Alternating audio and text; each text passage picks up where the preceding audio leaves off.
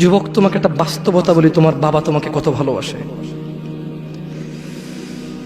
তোমার বাবার বয়স 35। 20 বছর বয়সে বিদেশ গিয়েছিল, তোমাদের ঘর ছিল না। 5 বছর জীবনের ব্যয় করে দিয়েছে। বাবা মা, আত্মীয় স্বজন, বন্ধু বান্ধব, ক্রিকেট, ফুটবল, ক্যারাম, কত দাওয়াত, কত আপনজন মারা গেছে। সব ব্যয় করে 25 বছর বয়সে দেশে এসে বিয়ে করেছে ঘর দিয়ে তোমার মাকে। তোমার জন্ম হয়েছে, তোমার বাবা চলে গেছে বিদেশ। তোমার জন্মের পরে 8 বছর তোমার বাবা বিদেশে। বিবাহিত তো বটে, কিন্তু সে বউয়ের স্বাদ পাচ্ছে না। তুমি প্রেমিকার পিছনে ঘোরো, 15 বছর বয়স তোমার। 20 বছর 22 বছরে বাইক লাগবে তোমার। তোমার বাবা বিয়ে করা সত্ত্বেও সে তার যৌবন কাটাতে পারেনি তার বউয়ের সাথে, মানে তোমার মায়ের সাথে, তোমার জামা কাপড়ের ব্যবস্থার জন্য। তুমি বোঝো যুবক, তোমার বাবার বয়স এখন 40, সে তোমার মার কাছে আসলে আর অনুভূতি নেই, তার শক্তি কমে গেছে। তুমি বুঝবা না যুবক। 15 বছর বয়সে তুমি যত উত্তেজিত, তোমার বাবা 30 বছর বয়সে এরকম ছিল, সে আসতে পারেনি।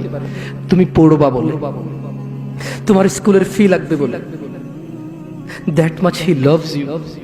তোমার বাবা তোমাকে এত ভালোবাসে। জি, তোমার এই খারাপ বাবাটা যে তোমাকে বাইক নিয়ে দেয়নি, তুমি নষ্টামি করো, মেয়েদের পিছনে করো, মোবাইল রিচার্জ করে দাও মেয়েদের, তোমাকে যে ডেইলি 500 টাকা করে দিতে পারে না।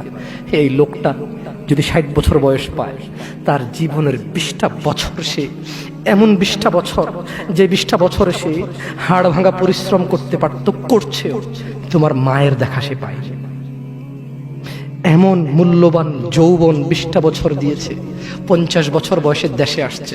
তুমি বিয়ে করে বউ নিয়ে আলাদা থাকো, তুমি বিয়ে করে শ্বশুর বাড়িতে যাও।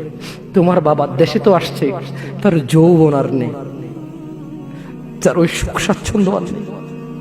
তোমার যৌবন তৈরি করেছে তার যৌবন দিয়ে। এই মুহূর্তে কোটি টাকা দিলে কি সে যৌবন কিনতে পারবে? তোমাকে তোমার বাবা এত ভালোবাসে। আর আল্লাহ বলছে, তোমার এই বাবা, যে বাবা ঘুষ খেয়ে তোমাকে মানুষ করার চেষ্টা করে বিদেশে পড়ালেখা করানো, যে বাবা এই এলাকার চেয়ারম্যান হতেই হবে, না হলে নয়, এতগুলো মানুষের দায়িত্ব নিচ্ছে, অথচ সে নিজেও জানে দায়িত্ব পালনে সে ব্যর্থ হবে, শুধু তোমাকে R15 কিনে দেওয়ার জন্য, শুধু তোমাকে বিদেশে পড়ানোর জন্য। এত মূল্যবান, এত আদরের বাবা। আল্লাহ বলছেন যে ইউবাসসারুনাহুম ইয়াওয়াদ্দুল মুজরিম, ও মুহাম্মদ সাল্লাল্লাহু আলাইহি ওয়াসাল্লাম, আপনি সেদিন দেখবেন অপরাধী এই মানুষটা যে এত বোকা, ছেলের জন্য এত কিছু করেছে হারাম ভাবে, হালালের ধার ধারে নাই, হারামের ধার ধারে নাই। জি, আপনি আপনার ছেলেকে ভালোবাসছেন, শুধুমাত্র অপরাধী হয়ে মৃত্যুবরণ করার কারণে আপনি আল্লাহকে বলেন, ইয়া আল্লাহ, আব্দুল্লাহ রে নাও জাহান্নামে ফেলো, আমাকে ছাড়ো। এই ভালোবাসা ছেলেকে বাসবে? এই ভালোবাসা বাসবে? ইন্না লিল্লাহি ওয়া ইন্না ইলাইহি রাজিউন। ইন্না লিল্লাহি ওয়া ইন্না ইলাইহি রাজিউন।